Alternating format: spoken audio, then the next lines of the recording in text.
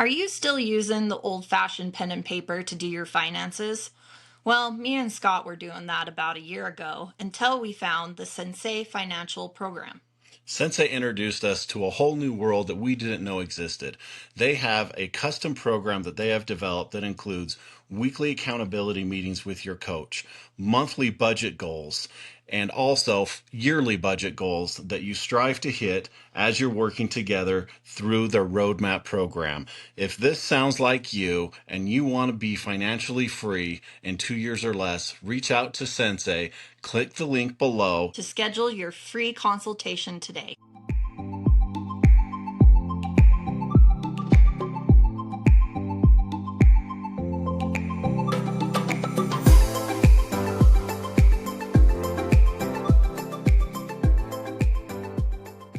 Well, welcome back, everybody. Another episode of Surviving Life's Pickles. I am your host, Scott Martin, and today I am blessed with Joe Tuiana. Joe, I hope I didn't butcher your name there. Just slightly. Tuia'ana. Tuiana. There's lots of vowels in there. Joe is our guest today, and before we dive into this, we're gonna, as Surviving Pickles style, we're gonna start off this with a moment of gratitude really fast. So, Joe, I'm gonna throw you on the spot, and what is something you are grateful for in your life today? Man, I'm the most grateful right now for my energy and the capacity that I've had with to have the strength and energy to do the things that I need to do. Especially today. It's funny that you mentioned that because I am super grateful today for the ability to be able to show up, like to do the things, that I need to do. And so today I'm most grateful. Better health, energy, being able to show up. Awesome. Well, and today's kind of special to me. I'm extremely grateful for relationships. Over this last year, I've learned how important relationships are in our life. They are one of the things that we can enjoy in this life, but also take into the next with us. And I've been introduced to an amazing people, you being one of them over this past year. And I really value these relationships and cherish every moment I get to spend with these people. So that's my little toot to gratitude. Beautiful, man. Beautiful.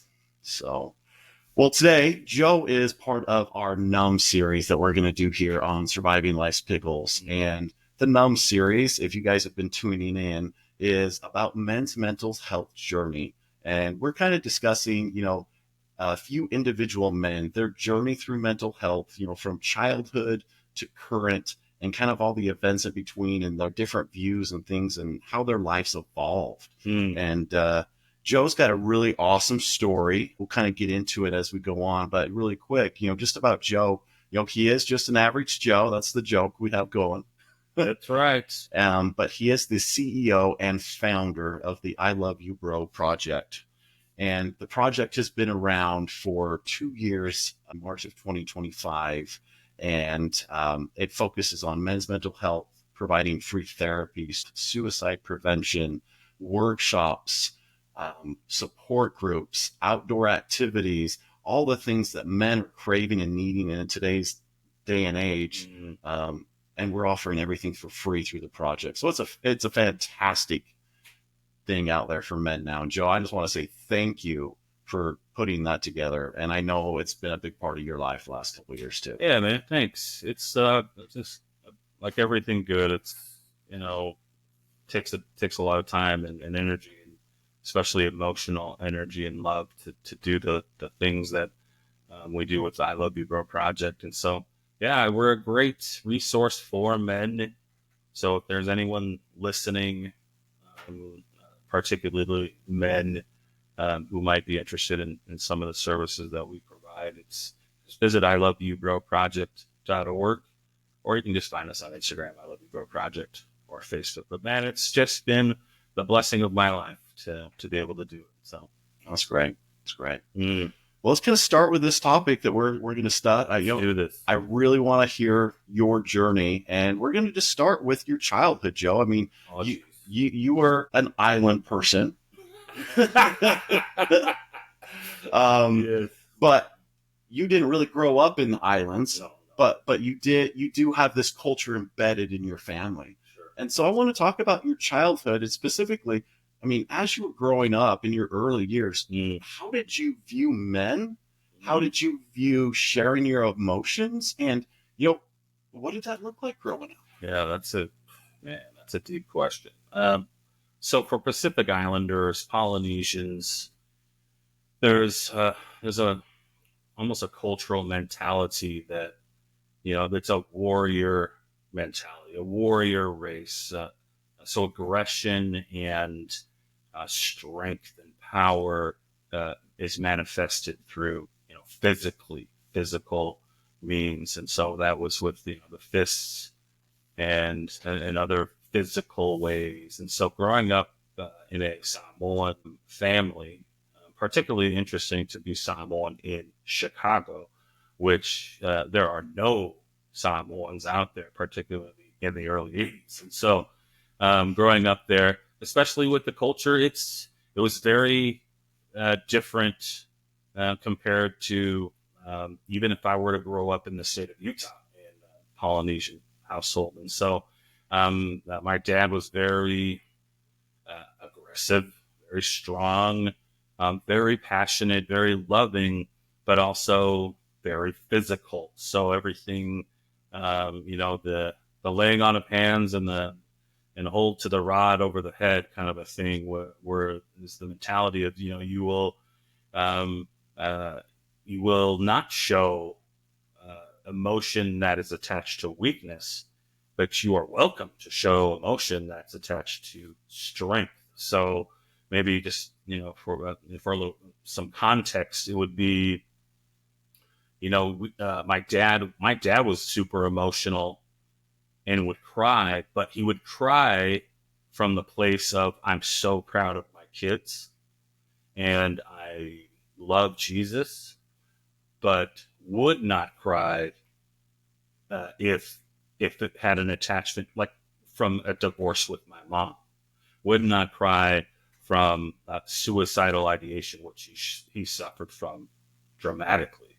And so, if growing up in a household like that, if you did cry, but it's only because of this. Even if I remember just getting whooped one time, and I started crying about it. And that's that I'll give you something to cry about kind of mentality. That also physical hurt. You weren't really allowed to cry about either, but it's like the next level, bro. When it's emotional pain, you in Samoa it's called a fussy or a beating, or a sasta would be a slap, and so you would get one of those if if you did show any sort of emotion because I'm struggling with this thing or whatever, this challenge. I feel like I need to cry, but I can't because of those circumstances. So it really kind of is that real men don't cry, and if you cry, he'll whoop your ass. Yeah, it's kind of purely just the definition of real men don't cry was just instilled, programmed, beaten into me, literally, physically, yeah, and literally. So, I mean, during the 80s and in the 70s, a lot of us experienced a lot of that same thing. But it does sound like, just because of your culture, that was really embedded a little bit deeper with you guys. Yeah. So, yeah. And what's the difference is too, I think we see a lot of guys through the I Love You Bro project that will come in and they're not on the same page as their wives as far as emotions, and the wife really wants them to open up and they don't. And with culturally, the wives are on the same page as the men. You don't show that kind of pain. It's not just from, in Palangi or the white people. It's like, the women are dramatically more emotional and emphasize and encourage children and their husbands to, oh, you got to show emotion. You got to show some more emotion. You got to open up. You got to, in that Samoan culture, you don't show any of that. And it's the mom and the dad luckily I just had a Samoan dad and not a Samoan mom too. My mom wasn't that way, but it's culturally, they're unified in that position together. And it makes for some super heavy, difficult lives of those children growing up. So, I mean, that was kind of your childhood and your views. I mean, as you got older, um, did that change, 10, 11, kind of those early teen years going into your teenage years? Or did it even get emphasized more because you were becoming a man, like you were expected to have more of that, as you personally? I mean, Yeah, I mean, I remember I came home from when I was in Chicago one day, and I was a new kid there, and there was this super big kid who's like 3 years older than me. His name was Paul, this big Polish kid, big ugly nerd, like just one of those big, just goofy goofball Polish kid. And I was the new kid who was also kind of big. And I remember all the kids were like, "Oh, you got to fight Paul! You got to fight Paul!" And I ended up fighting this kid, because I'm that guy. And I remember hitting him with everything I had, man. I hurt him, but he was so much bigger, taller. He ended up just beating the shit out of this guy. And I went home, man, and I was bloodied up. And I wasn't crying or anything. I went home, I was probably like 14. And I remember walking in, and I was trying to sneak past my dad. My dad always sat in this his chair watching TV, and I tried sneaking past him, and he goes, he starts speaking to me in Samoan, and he's like, what's wrong with you? What happened to you? And I said, oh, I fell off my bike. That's all I could think. And he said, you haven't had your bike for a while, because my bike got stolen from our front yard not too long before. And I was like, and I had nothing. And he knew I was trying to think of a lie, and that was the absolute worst. You don't lie to me at all. And so I said, no, I got into a fight, and he said, did you win? And I said, no. And he grabbed his cane, bro, his metal cane, and he just beat me like a frickin' drum. And he bent his cane. It was a solid metal, cane that he used to get around. And he bent it, I remember, over the head a few times and on the body.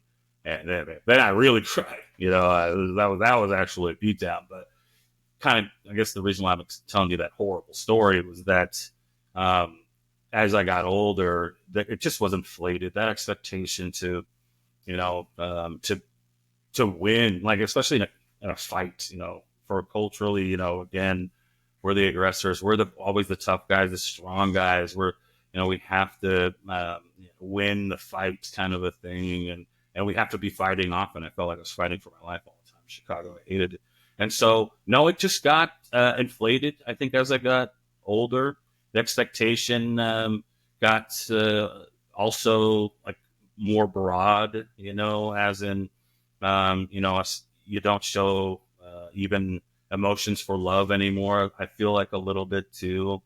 But I remember my dad used to tell me all the time that he loved me when I was little, but then it got less and less as I got older. And so that with that came, okay, well then I don't tell people that I love them. You know what I'm saying? I don't express any sort of emotion anymore as I got older. Yeah, grown men just don't show that. So you're coming in age. That's what your dad did. That's what expected of you, and you just kind of move forward. So yeah, it sucked. Kind of sucked. Yeah. Well, kind of during this time, I'd like to touch base and say, so that's what your expectations were. Mm. But during this time as well, because your relationship spiritually will dive into, part of this. I mean, did you have some spiritual relationship at that time where you felt like you could show some of those emotions going to church or at family or different things? Or was that you kind of expected the same way?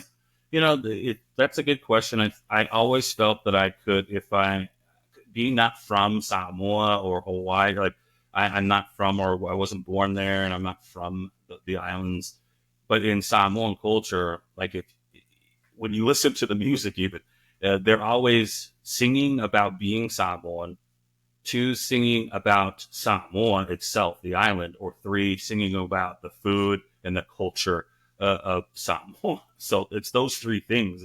And so I think within those three things, my dad was very emotional. He missed the motherland, they call it. And he would cry about those things and his love for those things. He would tell us that he loved us. He wouldn't be emotional about it, but he would get emotional when it came to talking about Samoa and whatnot, and his pride for being Samoan and us. So I didn't have that connection to Samoa or whatever, like he did, obviously. So I didn't get emotional talking about being Samoans per se. As I've gotten older, I absolutely have. But at the time, when you start coming into age and you get that kind of that process of emotion programmed and beats into you, then I almost feel like I have maybe less respect for Samoa, less, you know what I'm saying? Well, if this is the way Samoa raises, kids, then screw them, kind of a thing. And so I did have some resentment for being Samoan because of a lot of the stuff that I took from my dad. But if I did have a connection to Samoa and I cried about it, my dad would be like so proud of it. He would have been so proud. So I just did. Yeah. I mean, really, kind of that part of your life, emotions were negative. Like you only shown the strong, the rage, that kind of stuff. And, if you were showing any of that weakness other than what your dad said was okay with spiritual connection and stuff to the motherland, like that was kind of your experience. Yeah, absolutely. Well, I didn't grow up in a church house, didn't go to church, didn't even have, like, some people are just spiritual. Wasn't even that either.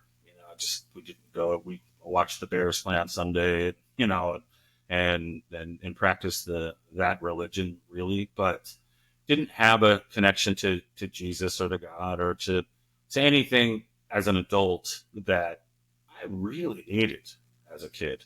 But I didn't have anyone kind of pushing me in that direction. And my parents got divorced when I was, about 4 or 5 years old. And so from there, they both left their faith, whatever was, they had left, kind of just dumped it. And so I grew up in not only just one household that was faithless, so to speak, but then now two households, that didn't have any sort of direction or moral compass, particularly when it came to emotion, bro. Oh man. So yeah.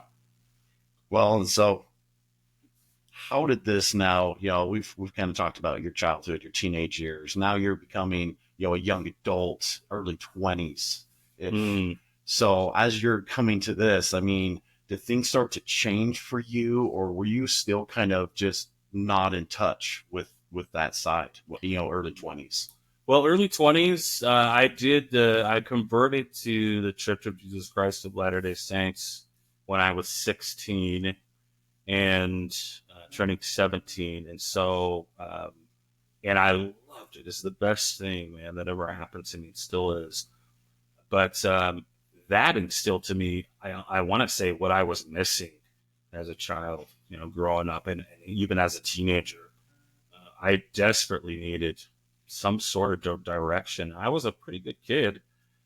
So it was a very easy fit to fit in with the standards they have, and what the lifestyle that they live. I didn't drink or didn't smoke, or my whole family did, and I hated it, and it just was a good fit for me. So I started having my faith in Jesus and the Lord. I mean, it just grew exponentially.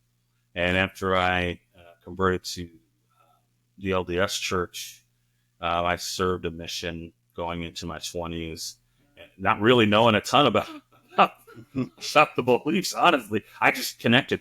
I could connect. It was that feeling that you didn't have that I didn't have at all. And people can listen to this and be like, "Oh, yeah, well, that was just because you didn't have it, and that was there at the time, and you just and whatever." I mean, that could be the truth too, but I connected. It resonated with the message. Resonated with me. I had a faith that I never had before, that I wished that I had been introduced to at a younger age. But I think it was perfect timing for me too. Also at that time, because I was living with my friends a lot, because I had I would get have an argument with my stepdad or whatever, and get kicked out of the house or something. And in Chicago, I couldn't stand it there because, my siblings were way older, and my dad, passed away right before I served a mission for the church. And so I never connected with my siblings as they're much older. Obviously, not my dad either. And my mom and my stepdad here in Utah, they everything was kind of theirs. It was their house. It was their rules. It was their things. You live in our house. You just, what I'm saying, nothing. I had nothing to connect with anyone. So I connected with my very best friends. My very best friends. They became my brothers. They were the guys who got me through my childhood. And so, again, when I had my faith in the newfound faith that I had, they even as non-members, a lot of my very best friends, they were like, "Wow, this is a beautiful thing, and this is a new Joe." So okay, we kind of got to that point, and I mean, this is awesome. I mean, this is exactly because very few men have had a different experience. I think a lot of us has really experienced kind of the same journey that you've been on. Let's fast forward a few years. You get married, have some kids. So at this point, now has your vision, has your view of men, view of emotions, mental health, all that stuff started to change because now you're married and you have kids? Or what did that look like in your early years, with kids that were younger? Yeah, for me, absolutely. I wanted to be everything that my dad wasn't for me. I wanted to be everything as a parent that my mom wasn't, and that my older siblings weren't for me. And I would make it a point, man. I'm a competitive guy. I like to push myself to be better, and especially when it's against my siblings. And so I always wanted to just be better than them in every way. And without a connection to them, it even reinforced that even more. And so as I became a parent, I went out of my way to try to just be not just physically, like my dad always hugged, like I never lacked any of that, but to be to take the good from him that I got, but then without the beatings and all the other crap. And so I would still be physical with my kids and show them that I love them, but also tell them often that I love them, and that by telling them that I love them, I could also show them that I love them through sharing my own emotions and saying that this doesn't have to be the only way that I show you love is this way, but you can see it through all of these different. But there's a whole spectrum of love that I wish that I had. I not to say that I wish I had me for my own dad, like someone like me, because I am absolutely far from perfect. But I did try to fill the gaps that I had, the pieces that were broken in me. I tried to do my best, and I still do, to try to make it so that I can fill in, for my kids. So during that time, as you're younger, like you're really taking the good from your childhood. You're pushing that on them. You're trying to be a little bit better. But at the same time, did you still feel like that was the only place that you could share your emotions, is within the walls of your house? Like when you went outside of your house to work, you hanging out with your buddies, were you still the strong guy who didn't cry? I mean, what did that look like? Sure. Yeah. I think, I don't know about you, bro, but I mean, when I was with my best friends, we never talked about mental health, especially the 80s and 90s. You just don't talk about that. As if it's not, people don't already talk about it. At least now they're kind of talking about it. But as a teenager, we were too busy, making stupid homemade movies and doing just fun, stupid stuff that guys do. But we never had any deep, discussions like that. But even as a 20, 30-year-old, I had nothing, no incentive, honestly, to show these guys, my friends, or show anyone outside of my wife and maybe the other attendees at church, that I actually had tear ducts, or something like that. So my family, my kids would be like, "Oh yeah, my dad cries all the time," and I'd be like, "No, oh yeah, she's funny, isn't she?" Just something like that. I would just play it off, because I do cry all the time, and I still do. It's just an outlet for me to do that. And so I still didn't, I didn't feel comfortable really talking about emotions until probably mid to late 30s, bro. I don't know about you, but mid to late 30s is when I find, and I think it was after I got divorced. So really, I mean, divorce kind of changed your outlook. I mean, that was, I mean, and we've talked about divorce here on the podcast before, but I mean, that probably just changed your outlook about you need to open up, you need to share, because I mean, I don't know about you, but with mine, that was a big problem. It was, I mean, definitely part of the reason for divorce is I was not sharing my emotions. Like we weren't connecting on that level because I was the big, strong guy. I didn't share that. And, I think that's a big part of it, especially during that time, probably why divorce happens. Not maybe the main reason, Yeah. but underlying for sure. Oh yeah, absolutely. I agree totally. I mean, my ex, who's still a very good friend of mine, she struggled with her mental health during my marriage, and so she had bipolar disorder and also had some schizophrenic tendencies. And so it was always about her mental health and making sure she was taken care of. We had many visits to the, top floor at the hospital, mental hospital. And so many stints, through there that she had that was tough. It was difficult to go through that as when your wife is doing that. And I would go to therapy sessions with her to just not necessarily because we needed help at the time, but more how I could better support her.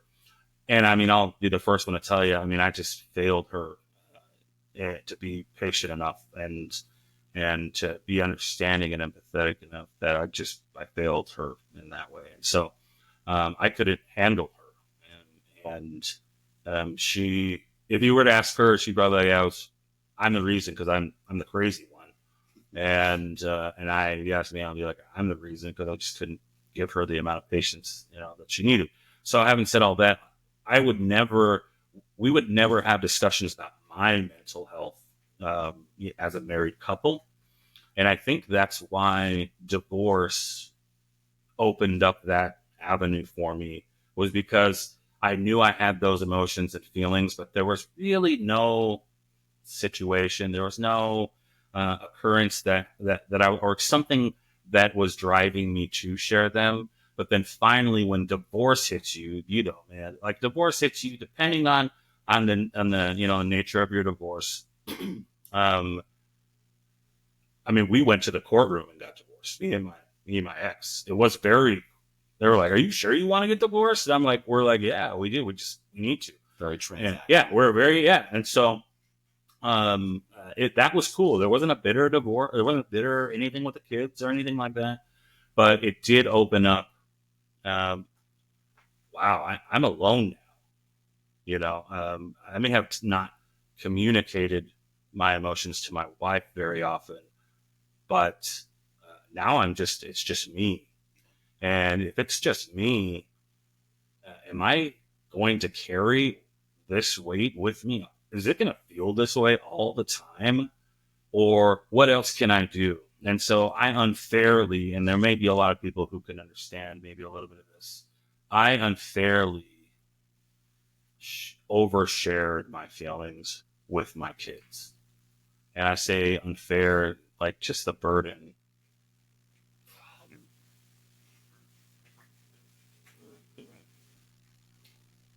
Just the burden that my oldest daughter had to carry, had to help me carry as a 5-year-old. I was obviously super thankful to have her to talk to. But now I wish for her and for my other kids that there was some other way that I could have possibly expressed the way I was, like the weight of sadness and failure from my divorce, and the weight of now oncoming alcoholism trying to deal with my feels, and then alcoholism. And so my kids started experiencing super, super emotional weight. It's almost like, honestly, now, just the polar opposite of my childhood, where my dad said nothing about emotion. And then suddenly I'm the guy who was just oversharing and just laying it all on my kids, my little kids. And just because I did not build any relationship that I was comfortable enough or connected enough with. I'm not going to talk to my mom about this. My mom, I felt that, especially at the time, not anymore, but at the time, very super judgy, very, well, I told you so, very, well, you should do this type. And a lot of people are like that, a lot of parents. But I didn't have my best friends, since I had no experience sharing with them that I could safely share with them, and that they wouldn't judge me, or maybe my relationship would change with them because they're disappointed in me. But so the only person I had, bro, at the time was just my little kids, and I unleashed hell upon them with some of the things, and nothing mean, of course, about them, and even nothing mean about their mom, but just a lifetime of emotion, tacking on interest, and then just came to a cost with my divorce, and then, of course, started drinking, and from there and they learned very easy, very quickly at a young age, what emotional transparency was. So, I mean, from that, I've been there. My oldest was definitely a sounding board for me as well. She was a little bit older, but totally can relate to, you don't know anybody else you can share those with. And, there's that person, because for the rest of the world, you're just kind of numb to it. You don't want to share it. And that's just a hard position to put them in. But at the same time, you've got to get it out somehow. And, that was your way at the time. yeah, it did save my life. I will say I never suffered from suicide ideation before my divorce. And I still wouldn't say I have suicide ideation ever, but everyone at some point in time has a thought of death and thought of suicide, particularly when they're in their lowest moments. And in those lowest moments, you're grasping for air, and by air I mean like connection, just like you're drowning in and misery and your own sadness and your own feelings. And they can even be positive too, and some of them, I had good things happening. I got divorced and had these new companies, that I was small, but I mean, and things were looking good. And I would, still, feel like I'm drowning in a lot of this past emotion. So, my oldest daughter, Phoenix, she was my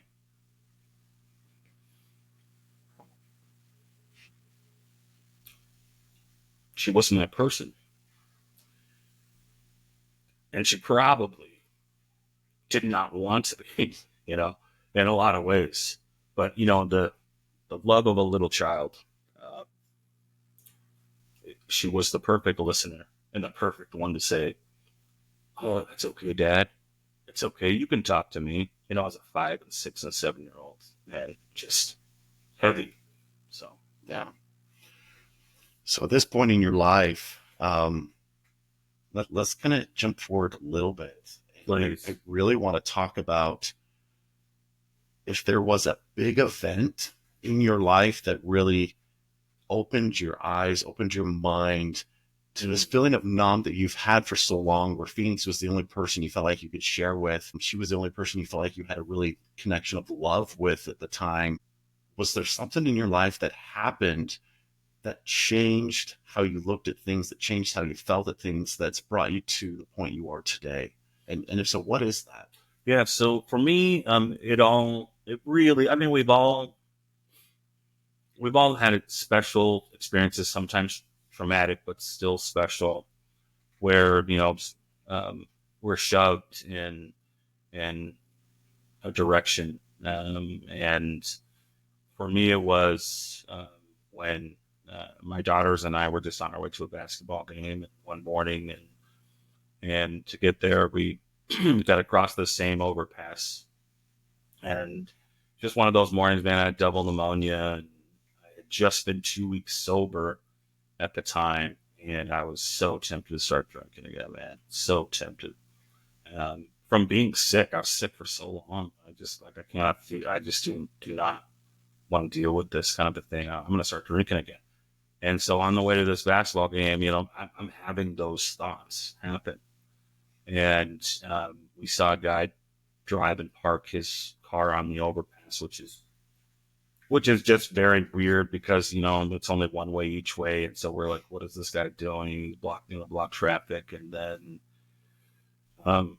then he got out of his car and then started walking towards the side of this overpass. And my kids screamed, what is this guy doing? And I'm like, I'm looking at the clock. We're late for this basketball game. I'm thinking about myself.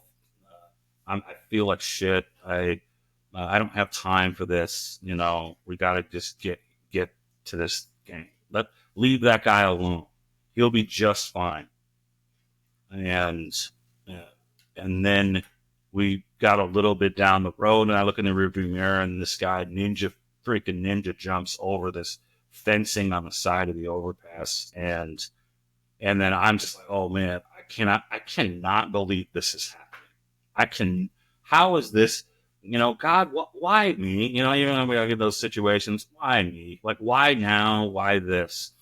And I did have this come to Jesus fork in the road moment where, are you going to do something, or are you just going to keep doing what you've been doing, which has been miserable for you, and is leading back to drinking again?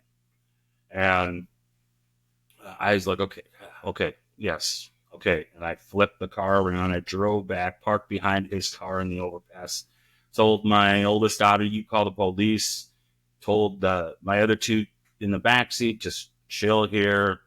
And I got out of the car. I looked at my oldest daughter, and I was like, I just hang tight, just call the police, just tell them what's going on.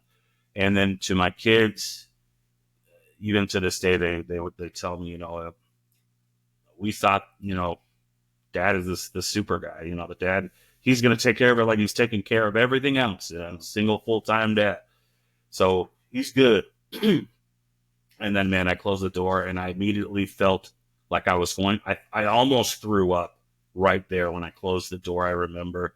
And right after that, I thought I was going to pass out. Right after I almost threw up, I started sweating like it was freaking water coming out of my face, just pulled up straight water. And my blood pressure, I could just feel like I had to pass out. And then I said just the quickest, most sincere prayer I've ever said in my life. Besides being at the bottom of at the ground of a jail cell, saying some prayers, this was probably the most desperate prayer I said in about 3 seconds, which was just, please, God, let this guy know your love for him. Let him know that he's loved.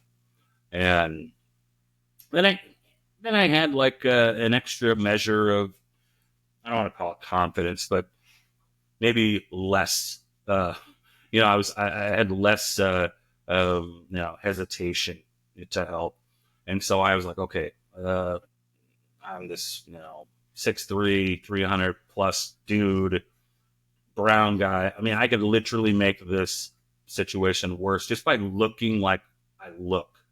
How can I make myself look less intimidating? So I had the thought of just open my arms to him, like I wanted to give him a big hug, because I did. And so I opened up my arms to this guy, and I started walking towards him, and there was like this Matrix moment where time froze and stuff. And I was like, well, what are you going to do? What are you going to say to this guy when you get there, dude? And because I had all these doubts, these big doubts. You're not qualified. You're not good enough. You're sick. You can't handle this. You're going to make things worse. And so I eventually got to him, and I had my arms open to this guy, bro. And then I all I could tell him was, I love you, bro. And I just kept saying it over and over again. And I've said those words before to my brothers and to some close friends, but really never a stranger before. And I just kept saying it from the bottom of my heart, I love you, bro. I just kept saying it to him. And he finally made eye contact with me, started kind of frantically looking between me and the great beyond, we'll call. And um, he was he was so sad, bro. His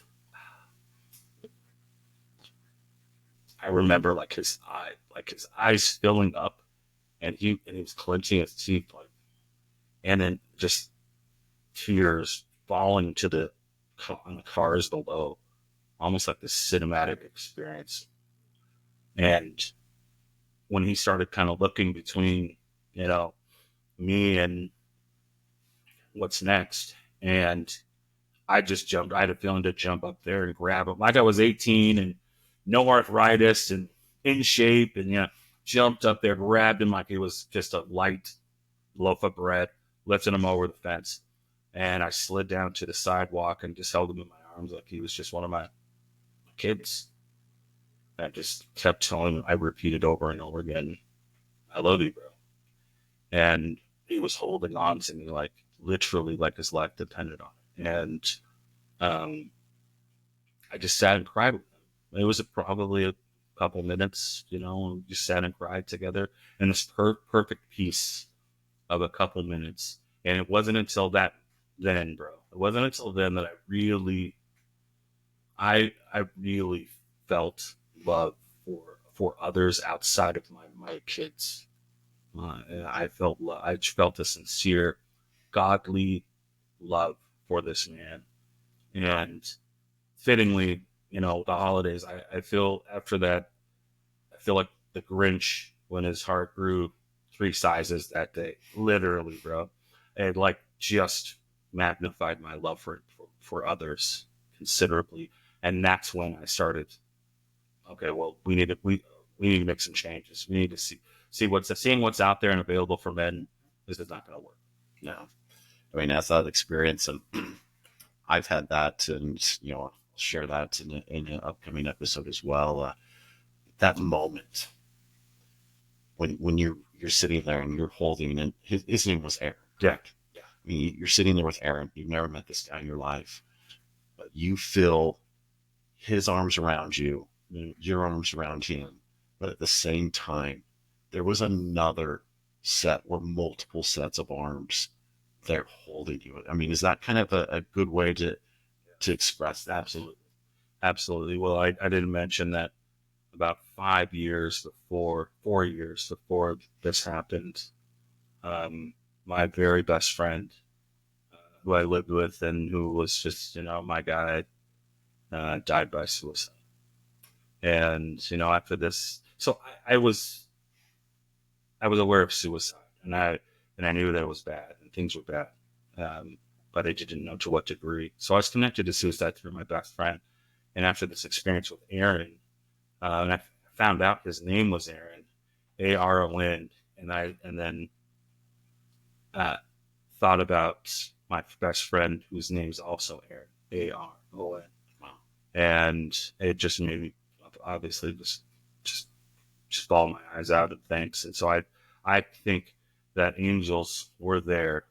I think my Aaron, helped my new Aaron considerably.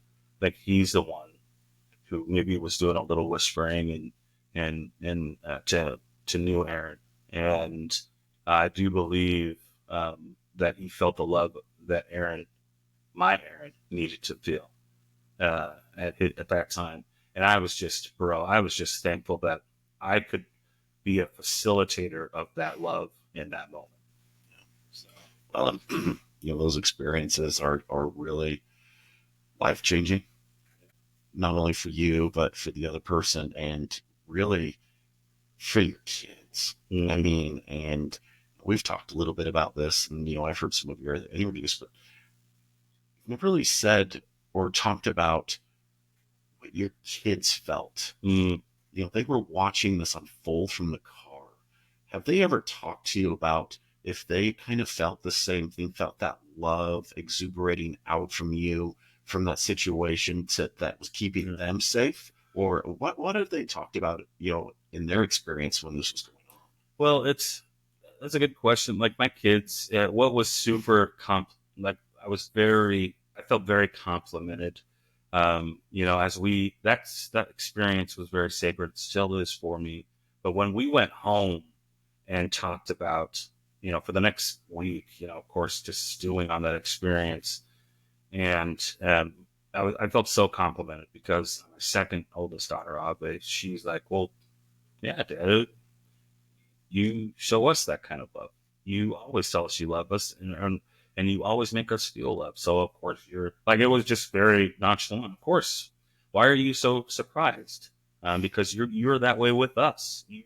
You're able to do those things with us, and um, so with them, it was an experience. Like I thought immediately, and honestly, to be completely transparent, my my first thought was not I have to save this guy's life. It was this cannot happen in front of my kids. To be completely honest with you, and because I was just imagining the nightmare that my kids would have forever instilled and burned in their brains from witnessing something like this.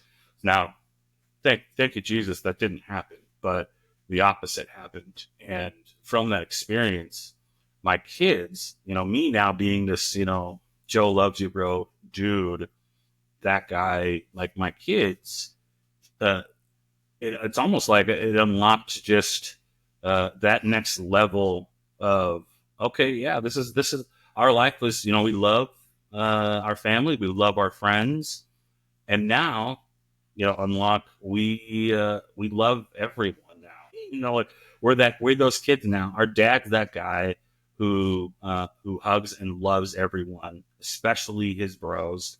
And then now it we can show that same love to our friends. And so I just love it, man, when I hear my kids say, that they're on the phone or talking to someone in the next room, and I hear them say, "I love you, bro." It's Just warms your heart. Yeah. And that example just follows you, and you say that, and I've seen that in my own household.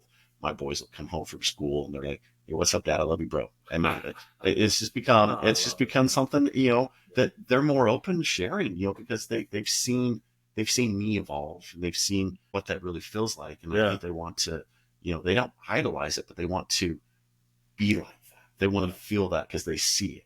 Do you feel like with your sons do you feel like with your regular attendance and your regular participation in all I Love You Bro project, do you feel that that I Love You Bro from your sons is a little different than it was before?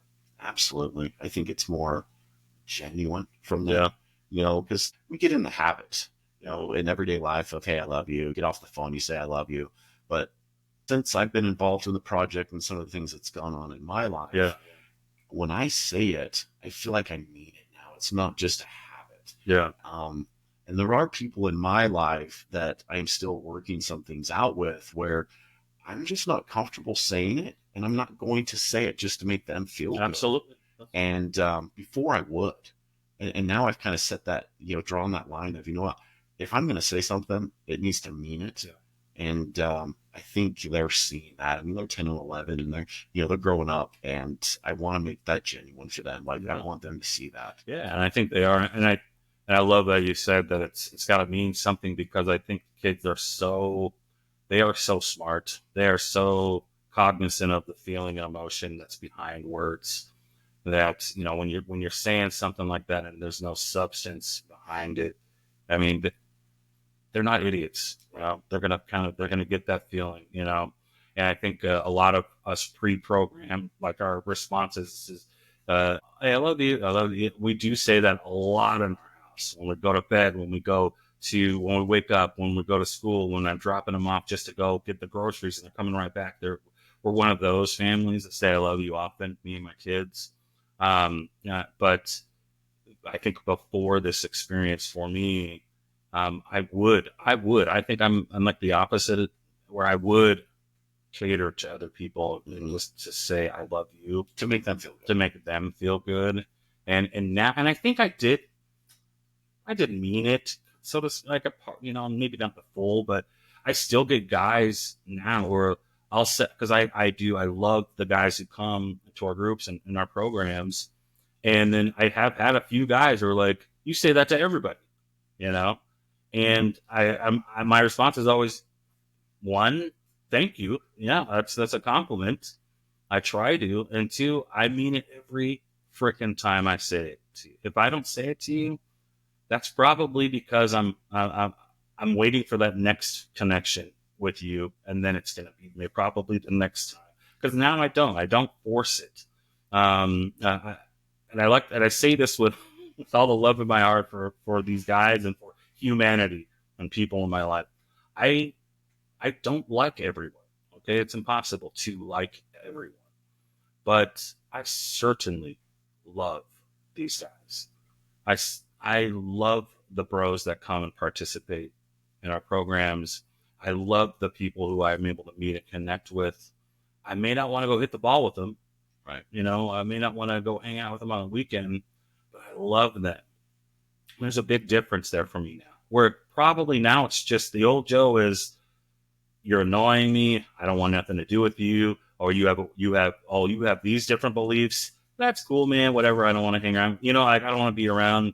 I was very, like, I want to keep to myself. Just be that guy. I want to just spend time with my kids. Now I'm not that I still want to do those things, but now my heart is so much more open to these guys and to people. I mean, you're just feeling it from the universe. You're in tune. I mean, so you've had this experience with Aaron. It opens you up to that real feeling. All of a sudden, like that numbness you felt your whole life is kind of gone away. And let's fast forward a couple of years, to kind of now you're sharing that feeling. You're putting it out there in the world. We have the I Love You Bro project. We have everything you've been doing. But at the same time, you've been doing this for all of these guys out here. What has it done for you personally that's kind of changed you and how you go about your daily life, how you express your emotions, not just for the project, but just for you? Yeah, that's a good question, man. I mean, I think it changes every day. No matter what, I always, again, I lean into love and grace a lot easier. It's very easy for me to do that these days. But personally, having the background that I have in my life, it's very releasing. It's very refreshing to be able to be like my other guys in these groups, to be able to say, to be able to say I have 2 a.m. friends. And if I need someone to talk to, I don't need to just go to my kids. I have other guys who I've connected with. I have the Scotts and I have the Alexes and, all of these other awesome bros that you've had on your program. And there are other guys who I know I can lean into if I really, really need to. And I think also if I just needed to, Right. I don't need to just be desperate. There are so many other dudes, bros who I know, and not that I know like personally very well, but that I connected with at an emotional level, that I know I am literally not alone in the feelings that I have. And that is just so wonderful to know, man. And a lot of people just don't know that. And I think that people are bros out there, people out there who struggle with suicide ideation, or even, smaller things like, I'm not trying to deflate anything, but just any smaller emotion or challenge that they feel like, well, geez, it's why me? Just like I was, why just me? And I love, my daughter came home from her serving a church service mission, and she said, we were talking about this why me thing, and she said, you know that Jesus loves you just as much as he loves me, right? What makes you so special that he wouldn't love you? And it stuck with me. And the same goes with anyone who's suffering from suicide ideation, or they lack, confidence in their self-worth, or they don't believe they have anything to offer. What makes you so special that you have nothing to offer? You want to know what? Nothing makes you so special. You are just as unique, beautiful, and your self-worth is just as large and abundant as mine or any of the other beautiful, struggling people out there. Is we aren't. We're special in the case that our self-worth cannot get any better than it already is. We just need to be reminded of that it is what it is, and that I can feel that, but also that I can get reminders from my close friends, and my other buddies and these other bros, man, it's changed my life considerably, man. This is I don't know what I would do without the I Love You Bro project now, without the access to such great people and beautiful bros out there who have helped me grow and really unlock my life's worth of just a treasure trove of emotions and feelings, and to be able to do it safely without judgment, dude. It's a freaking miracle, bro. Yeah, it's important that the judgment word, right? Yeah. For sure. As we're kind of wrapping up, just a couple final questions I have. We've talked about how you were raised. We talked about kind of your childhood, your teenage years, and your transition to where you are now. And this, you really do just exude love. Hanging out with you, you can just feel it being in the room with you, which is amazing. Oh, that's so nice of you. But what advice? We have other fathers. We probably have some mothers. We have some grandparents. We might even have some young adults listening to this. We are trying to help change that stigma of man up or real men don't cry. From all of these experiences through your life, if you could give some advice as we're helping try to change the stigma, what's a couple bullet points that you really want to hit with these guys to get them into a thought process of, hey, it doesn't have to be how it was? Yeah, that's a great question. I'm not a huge, and this is going to sound terrible, I am not a huge fan of all these people saying, you are not alone. Talk to someone. Those are things we wish we could do. And to me, I think that's why I don't like it as much, is because from a person, or all I know is men's mental health. So a dude who's out there who is struggling mightily, when he reads "You Are Not Alone," there's nothing behind that. It's just empty air. It's empty words for a lot of guys. Not for everyone, but for a lot of guys. And so if I were to say like some bullet point things first, would be, let's look at ourselves. If we are struggling with some of the feelings that we have, first, give yourself some freaking grace.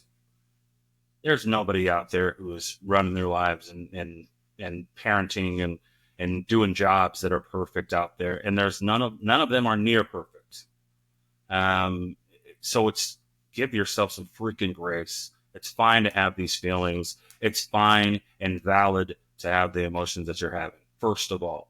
So you don't have to beat the shit out of yourself for having such feelings that that people maybe, oh yeah, those are embarrassing. Screw them. Screw all of that talk.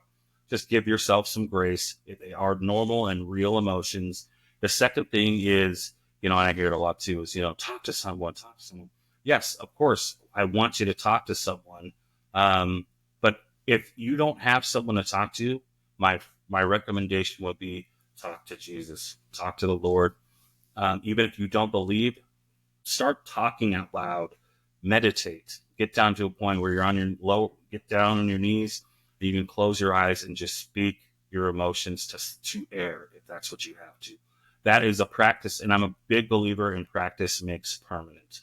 Meaning, if you keep doing that, if you keep talking to air or to God, and you're sharing your emotions with Him or with the air, whatever, the universe, it will become much easier to say those things to someone, a real person, like who's in physical form. And so I would start with those two things. The next step would be, obviously, let's try that practice out. Let's put practice into, reality. And then we can maybe talk to our maybe closest friend. I don't know. For me, it wasn't my best friend. I could call him to help me move a couch, but I didn't feel comfortable calling him at 2 a.m. when I was struggling with alcohol. So, but it was a guy that I was in jail with. You know, I felt comfortable at the time. He was the guy. If whoever that guy or that person is for you, well, let's start with them.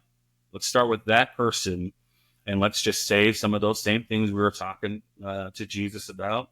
Say some of those same things we're talking to the universe about, and then we can start from there.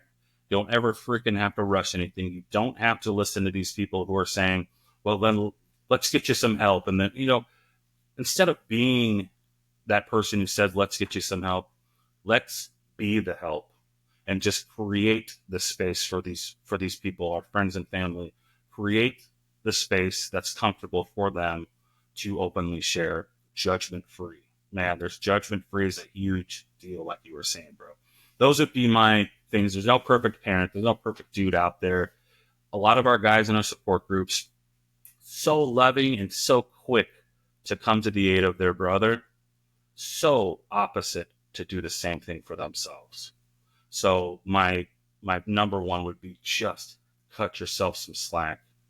Give yourself some grace. You're a freaking human being. And there's lots of other real human beings out there doing the same shit, making the same mistakes. But we can fail forward together, and we can together go through this stuff.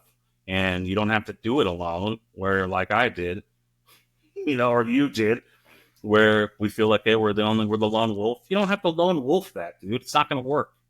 You need a spotter, you know. They ain't going to do all the heavy lifting, but frick, bro, you need someone to get the bar off help you get the bar off the damn thing. And so that's what I would be telling you, anyone listening.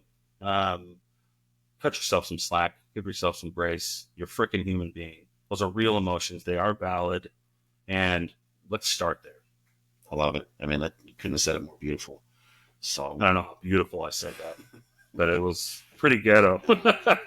That's just true, and it's raw, and really, I feel like that's what we need.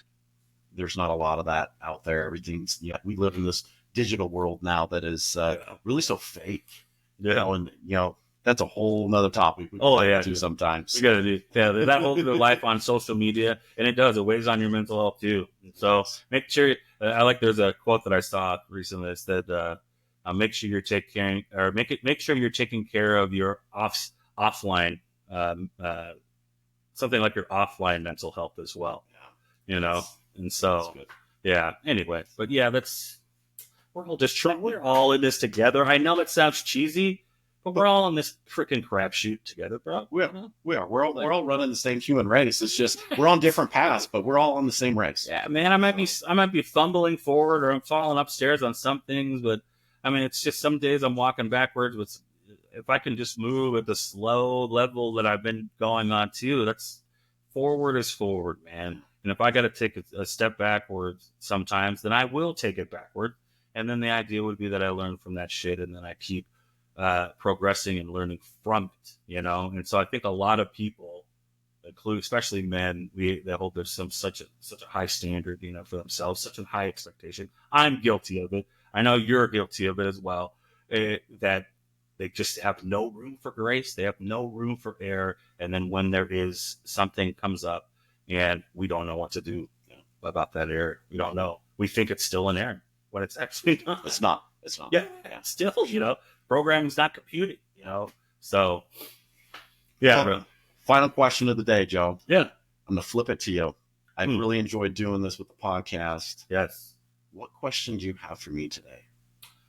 What I would say, okay, Scott, what if you could snap your fingers and make 3 things a reality without having to go through the process to get them? What would they be? Wow. I don't even know if I have an answer to that, because really this past year I've learned that the process, the pain, the experience you go through is worth more than the end result most of the time.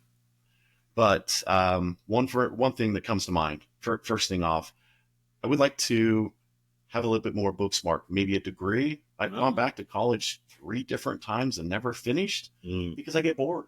And so I'd love to be able to snap my finger and say, oh, hey, look, I have a degree. That would be one. But again, I would miss out on some of that knowledge. So is that really worth it? The next one is I'll tell you what, I would love to build a house by snapping my fingers. We just finished 7 months of a remodel. That's right. And it was one of the worst experiences I think I've ever gone through with contractors and different things. So if I could build a house by snapping my fingers, boom, absolutely. I guess the final thing is chores. Yeah. You know what? Some days the little things. The little things. You know what? I really do want to experience the big things. I want to experience the hard things now. I've learned that those are amazing. So yeah, these little things that get in the way of my time of experience the big thing. Yeah, I want to get rid of them. Let's push those out. So those would be my 3. Those are great, man. Those are all great and all valid too, because and I think there wouldn't be anyone who would disagree with you. They probably would have. I would have probably similar things that I would have too. And I love that you said. Really, it goes back to that. You know, that it's the destiny or the journey, not the destination. And I think that's kind of what I mean, my foundational. That's what the question comes from, is because people ask me all the time, you know, do you regret getting divorced? Do you regret getting married? Do you regret going to jail or drinking or whatever the case? All the failure that I've had compiling in my life, and the only answer is no. Yeah, well, I can't. I love the person I am now. I love yes, I'm freaking failing in so many ways, man. I totally am. I get that, but I love the failure too, man. And I hate it when I'm in the middle of it, but I embrace the failure too part of it. And I can't. There's no chance I would sacrifice giving up drinking. Like I never drink, because now I'm so much stronger, and as a person now than I was before I started drinking. There's a quote that I'd love to share that I just remembered, that I just saw on the movie. My daughter and I just saw it yesterday, Phoenix, The War of the Rohirrim. So the Lord of the Rings movie, animated movie. And there's this part in that movie where this shield maiden, she's a warrior, and she's holding this little arm size little shield that she holds. And the main girl protagonist says to her, you know, don't you want a bigger shield? Don't you want one that's new, you know, and that we made better shields since that one. Yours is, you know, it looks broken. And the girl looks at her, this older, seasoned, you know, warrior. She says, it's broken in. It's not broken. I love that. And which just it's us, bro. We're just broken in. For sure. We feel broken all the time, and I wish not as much. But in those broken moments, if we can remember that this is just that process, that journey, we're just broken in, man. We're not broken, bro. There ain't nothing broken about us, fellas. Everyone listening, there's nothing broke about you. We just got some miles on the wheels, and we've had some dangerous locations we've been, you know. But we are just broken in, man. We're ready. And ironically, the shield in that movie saves her life at the end, and it wouldn't have worked had it been a newer one. And so that would be maybe my closing thought, bro. Is we're broken and we ain't broken, bro. I love it. I don't think I could have said anything better. So we're going to leave everybody with that. We're broken in. We're not broken. Joe, thank you. This has been fantastic. I always love sitting down and talking to you. We have a great time every time we get together. You're the man, brother. I love you, bro. Everybody, thank you again for tuning in to this episode as part of the Numb series here on Surviving Life's Pickles. Please tell your friends about it. Please subscribe. Please share. That's the reason we can be here, is all of you tuning in more and subscribing and things like that. So we appreciate it. And again, any men out there listening to this, look, I Love You Bro project up online. Look us up on Instagram. Look us up on Facebook. We have weekly support meetings all over the state. We have 3 free therapy offering. We have suicide prevention. If you guys are struggling, this is a great resource for you. We're all here for you. We love you. And Joe, I love you, bro.